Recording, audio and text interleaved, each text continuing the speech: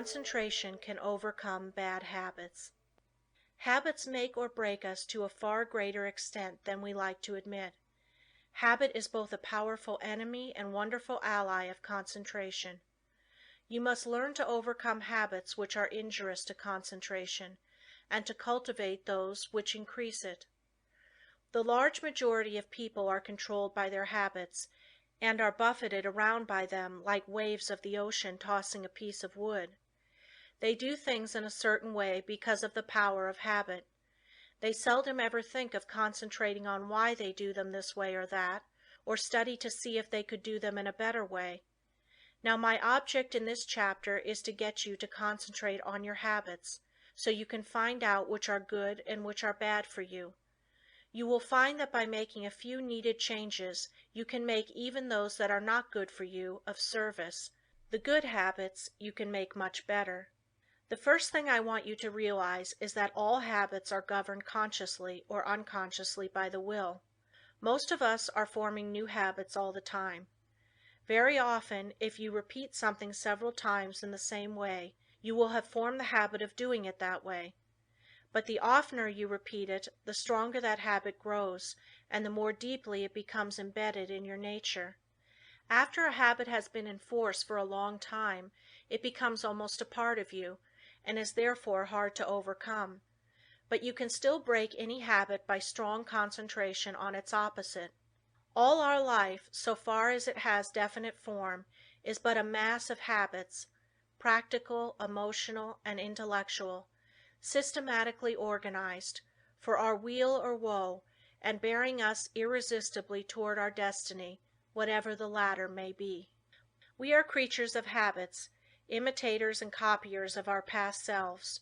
We are liable to be bent or curved as we can bend a piece of paper, and each fold leaves a crease, which makes it easier to make the fold there the next time. The intellect and will are spiritual functions, still they are immersed in matter, and to every moment of theirs corresponds a movement in the brain, that is, in their material correlative. This is why habits of thought and habits of willing can be formed. All physical impressions are the carrying out of the actions of the will and intellect. Our nervous systems are what they are today because of the way they have been exercised. As we grow older, most of us become more and more like automatic machines. The habits we have formed increase in strength. We work in our old characteristic way. Your associates learn to expect you to do things in a certain way. So you see that your habits make a great difference in your life, and as it is just about as easy to form good habits as it is bad, you should form only the former. No one but yourself is responsible for your habits. You are free to form the habits that you should, and if everyone could realize the importance of forming the right kind of habits, what a different world this would be. How much happier everyone would be. Then all instead of the few might win success. Habits are formed more quickly when we are young, but if we have already passed the youthful plastic period, the time to start to control our habits is right now, as we will never be any younger. You will find the following maxims worth remembering. First maxim: we must make our nervous system our ally instead of our enemy. Second maxim: in the acquisition of a new habit, as in the leaving off of an old one, we must take care to launch ourselves with as strong and decided an initiative as possible. The man that is in the habit of doing the right thing from boyhood has only good motives, so it is very important for you that you concentrate assiduously on the habits that reinforce good motives. Surround yourself with every aid you can. Don't play with fire by forming bad habits. Make a new beginning today. Study why you have been doing certain things. If they are not for your good, shun them henceforth. Don't give in to a single temptation, for every time you do, you strengthen the chain of bad habits. Every time you keep a resolution, you break the chain that enslaves you. Third maxim: never allow an exception to occur till the new habit is securely rooted in your life. Here is the idea: you never want to give in until the new habit is fixed, else you undo all that has been accomplished by previous efforts. There are two opposing inclinations. One wants to be firm and the other wants to give in. By your will you can become firm, through repetition. Fortify your will to be able to cope with any and all opposition. Fourth maxim: seize the very first possible opportunity to act on every resolution you make, and on every emotional prompting you may experience in the direction of the habits you aspire to gain.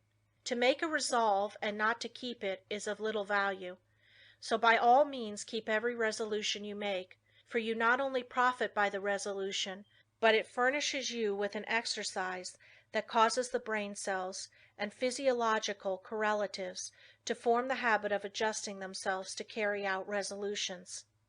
A tendency to act becomes efficiently ingrained in us in proportion to the uninterrupted frequency with which the actions actually occur, and the brain grows to their use. When a resolve or a fine glow of feeling is allowed to evaporate without bearing fruit, it is worse than a chance lost. If you keep your resolutions, you form a most valuable habit. If you break them, you form a most dangerous one. So concentrate on keeping them, whether important or unimportant, and remember it is just as important for this purpose to keep the unimportant, for by so doing you are forming a habit. Fifth maxim: keep the faculty of effort alive in you by a little gratuitous exercise every day. The more we exercise the will, the better we can control our habits. Every few days do something for no other reason than its difficulty, so that when the hour of dire need draws nigh, it may find you not unnerved or untrained to stand the test. Asceticism of this sort is like the insurance which a man pays on his house and goods. The tax does him no good at the time, and possibly may never bring him a return, but if the fire does come, his having paid it will be his salvation from ruin. So with the man who has daily insured himself to habits of concentrated attention, energetic volation, and self-denial in unnecessary things. He will stand like a tower when everything rocks around him, and his softer fellow mortals are winnowed like chaff in the blast. The young should be made to concentrate on their habits, and be made to realize that if they don't, they become walking bundles of injurious habits. Youth is the plastic state, and should be utilized in laying the foundation for a glorious future. The great value of habit for good and evil cannot be overestimated. Habit is the deepest law of human nature. No man is stronger than his habits, because his habits either build up his strength or decrease it. Why we are creatures of habits. Habits have often been called a labor-saving invention, because when they are formed they require less of both mental and material strength. The more deeply the habit becomes ingrained, the more automatic it becomes. Therefore, habit is an economizing tendency of our nature, for if it were not for habit, we should have to be more watchful. We walk across a crowded street. The habit of stopping and looking prevents us from being hurt. The right kind of habits keep us from making mistakes and mishaps. It is a well-known fact that the chauffeur is not able to master his machine safely until he has trained his body in a habitual way. When an emergency comes, he instantly knows what to do. Where safety depends on quickness, the operator must work automatically. Habits mean less risk, less fatigue, and greater accuracy. You do not want to become a slave to habits of a trivial nature. For instance, Wagner required a certain costume before he could compose corresponding parts of his operas. Schiller could never write with ease unless there were rotten apples in the drawer of his desk, from which he could now and then obtain an odor which seemed to him sweet. Gladstone had different desks for his different activities, so that when he worked on Homer, he never sat among habitual accompaniments of his legislative labors. In order to overcome undesirable habits, two things are necessary. You must have trained your will to do what you want it to do, and the stronger the will, the easier it will be to break a habit. Then you must make a resolution to do just the opposite of what the habit is. Therefore, one habit must replace another. If you have a strong will, you can tenaciously and persistently concentrate on removing the bad habit, and in a very short time the good habit will gain the upper hand. I will bring this chapter to a close by giving Dr. Oppenheim's instructions for overcoming a habit. If you want to abolish a habit, and its accumulated circumstances as well, you must grapple with the matter as earnestly as you would with a physical enemy. You must go into the encounter with all tenacity of determination, with all fierceness of resolve, yea, even with a passion for success that may be called vindictive. No human enemy can be insidious, so persevering, as unrelenting as an unfavorable habit. It never sleeps. It needs no rest. It is like a parasite that grows with the growth of the supporting body, and like a parasite, it can best be killed by violent separation and crushing. When life is stormy and all seems against us, that is when we often acquire wrong habits, and it is then that we have to make a gigantic effort to think and speak as we should, and even though we may feel the very reverse at that moment, the tiniest effort will be backed up by a tremendous power and will lift us to a realization never felt before. It is not in the easy, contented moments of our life that we make our greatest progress, for then it requires no special effort to keep in tune. But it is when we are in the midst of trials and misfortunes, when we think we are sinking, being overwhelmed, then it is important for us to realize that we are linked to a great power, and if we live as we should, there is nothing that can occur in life which could permanently injure us, nothing can happen that should disturb us. So always remember you have within you unlimited power, ready to manifest itself in the form which fills our need at the moment. If when we have something difficult to solve, we would be silent like the child, we can get the inspiration when it comes. We will know how to act. We will find there is no need to hurry or disturb ourselves. That it is always wiser to wait for guidance from within than to act on impulse from without. Lesson 10. Business results through concentration. A successful business is not usually the result of chance. Neither is a failure the result of luck. Most failures could be determined in advance if the founders had been studied. It is not always possible to start a money-making business at the start. Usually a number of changes have to be made. Plans do not work out as their creators thought they would. They may have to be changed a little, broadened it may be, here and there, and as you broaden your business, you broaden your power to achieve. You gain an intense and sustained desire to make your business a success. When you start a business, you may have but a vague notion of the way you will conduct it. You must fill in the details as you go along. You must concentrate on these details.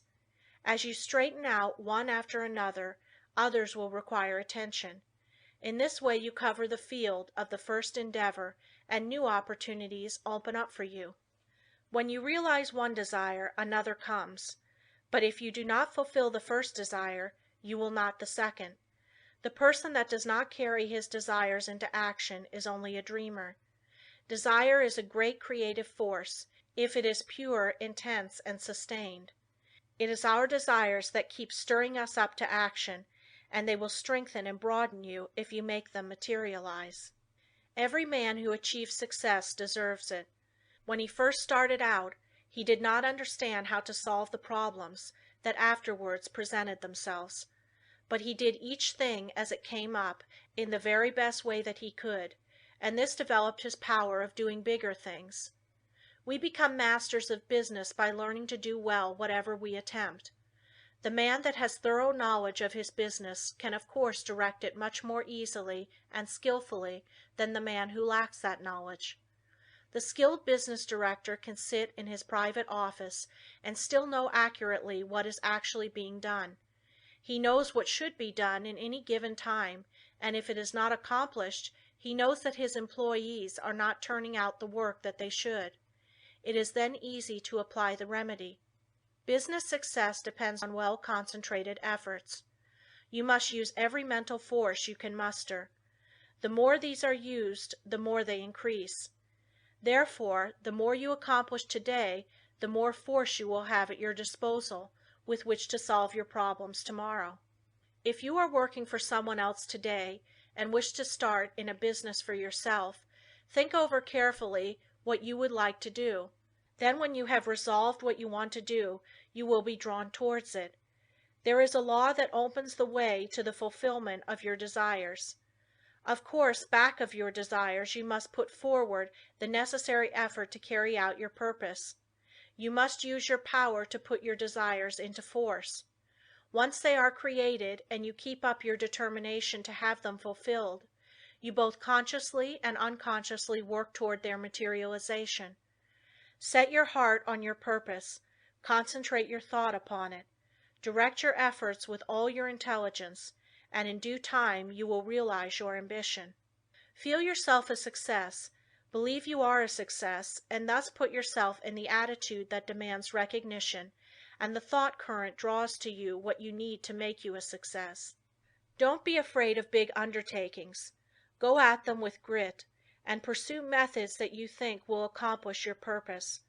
You may not at first meet with entire success, but aim so high that if you fall a little short, you will still have accomplished much. What others have done, you can do. You may even do what others have been unable to do. Always keep a strong desire to succeed in your mind. Be in love with your aim and work, and make them, as far as possible, square with the rule of the greatest good to the greatest number, and your life cannot be a failure. The successful business attitude must be cultivated to make the most out of your life, the attitude of expecting great things from both yourself and others. It alone will often cause men to make good, to measure up to the best that is in them. It is not the spasmodic spurts that count on a long journey, but the steady efforts. Spurts fatigue and make it hard for you to continue.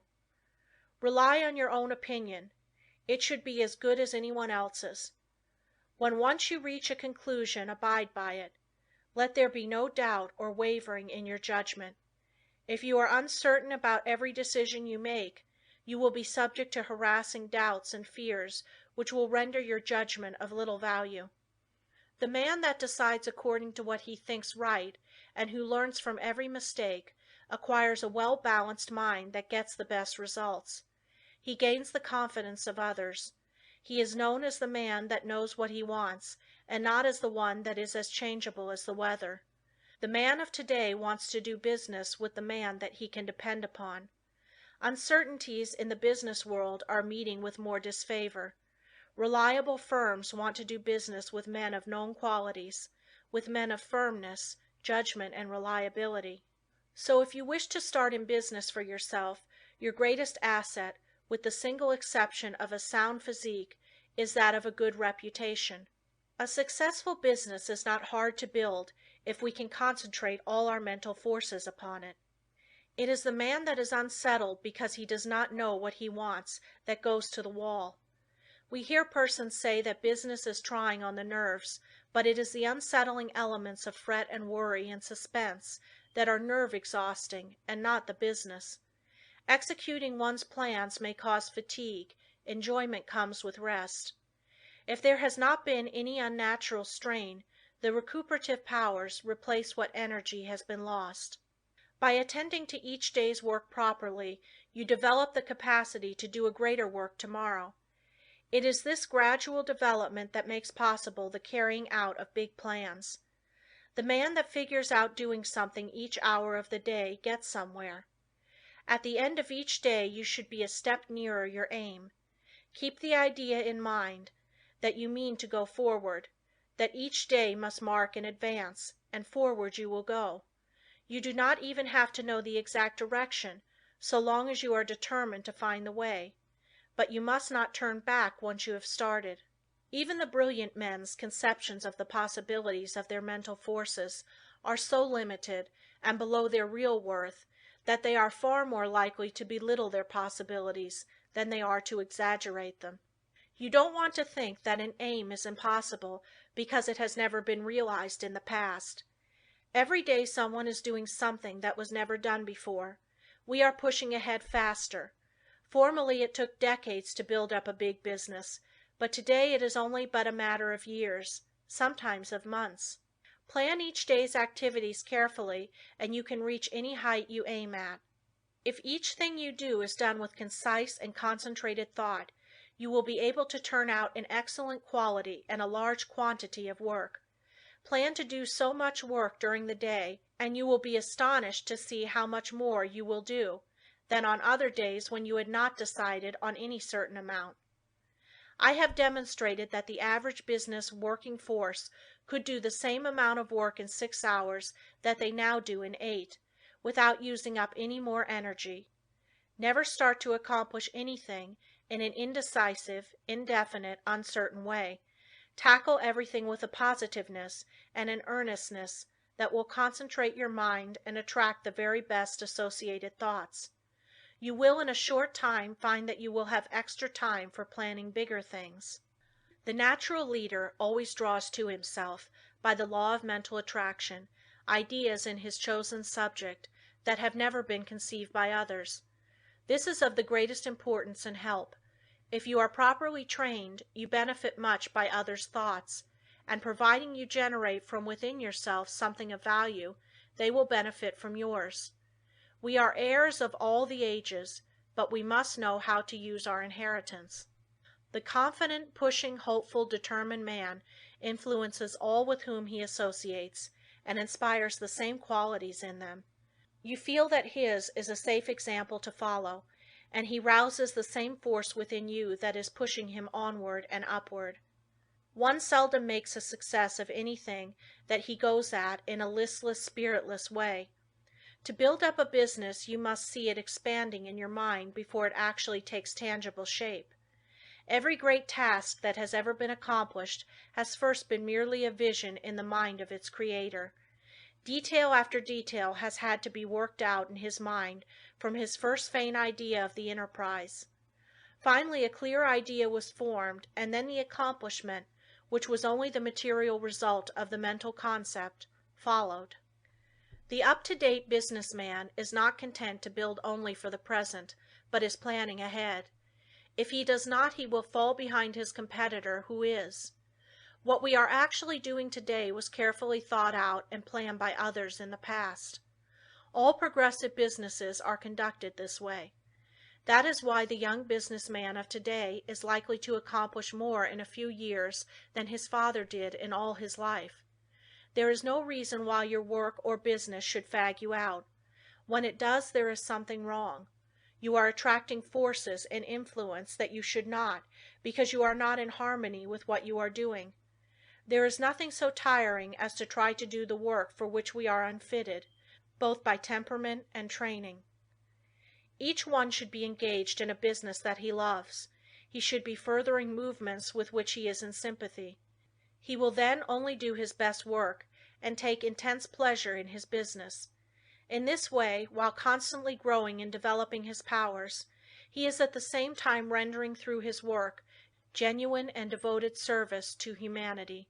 Business success is not the result of chance, but of scientific ideas and plans carried out by an aggressive and progressive management. Use your mental forces so that they will grow and develop. Remember that everything you do is the result of mental action. Therefore, you can completely control your every action. Nothing is impossible for you. Don't be afraid to tackle a difficult proposition. Your success will depend upon the use you make of your mind. This is capable of wonderful development.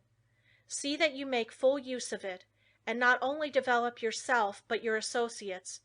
Try to broaden the visions of those with whom you come in contact, and you will broaden your own outlook of life.